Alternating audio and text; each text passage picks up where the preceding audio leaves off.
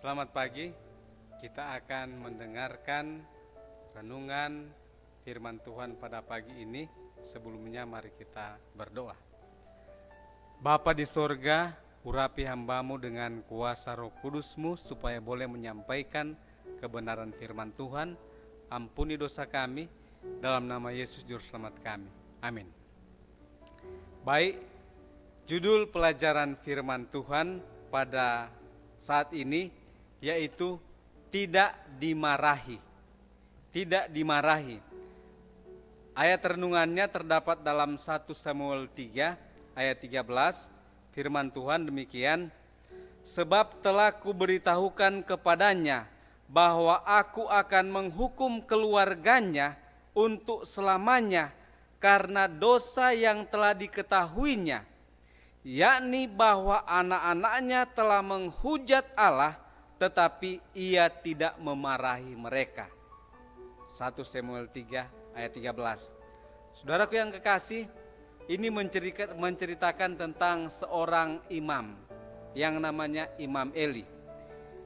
Imam Eli adalah seorang yang baik dan bermoral tinggi, tetapi dia terlalu lembek. Dia menimbulkan ketidaksenangan hati Allah karena dia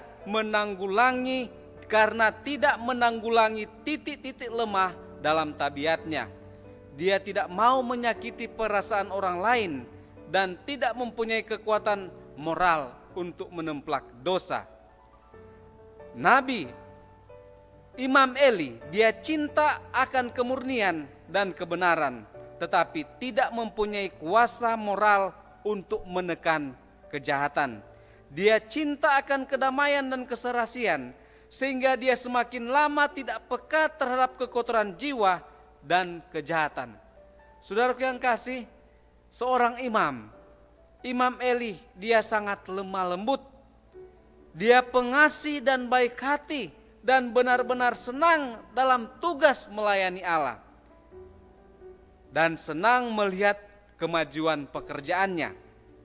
Dia seorang yang berkuasa dalam doa. Dia tidak pernah melawan firman Tuhan, tetapi dia berkekurangan. Dia tidak mempunyai keteguhan tabiat untuk menemplak dosa dan menjalankan keadilan terhadap orang berdosa, sehingga Allah dapat mengandalkannya untuk memelihara kesucian umat Israel.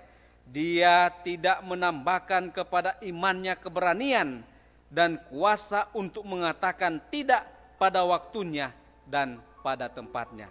Saudaraku yang kasih, Eli dia memahami kehendak ilahi. Dia mengetahui tabiat yang bagaimana yang berkenan kepada Allah dan yang bagaimana yang ditemplaknya.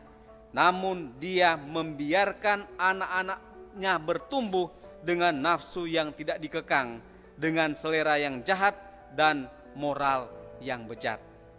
Eli dia mengajarkan hukum Allah kepada anak-anaknya dan memberikan satu contoh yang baik dalam hidupnya kepada mereka.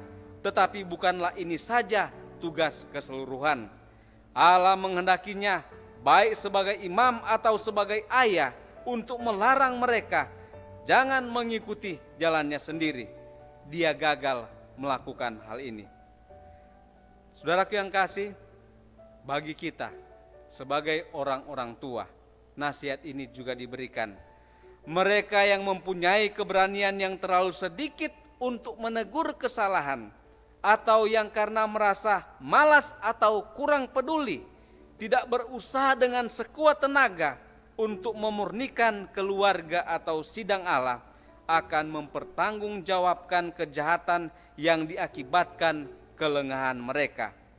Kita bertanggung jawab terhadap kejahatan yang kita dapat cegah oleh memakai kuasa sebagai orang tua atau sebagai hamba Tuhan, seolah-olah kita sendirilah yang melakukannya. Saudaraku yang kasih, tidak cukup kita menghidupkan satu tabiat yang baik, tetapi kita harus dengan teguh, dengan berdasar kepada firman Tuhan, lewat pengaruh atau teladan yang kita berikan kepada anak-anak, tetapi pada saat kita melihat mereka melakukan hal yang salah, maka dengan kasih Tuhan kita harus menegur mereka, membawa mereka di jalan Tuhan.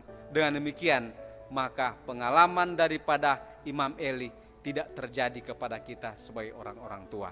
Selamat melayani, selamat melaksanakan tugas sepanjang hari ini. Kiranya Tuhan memberkati kita.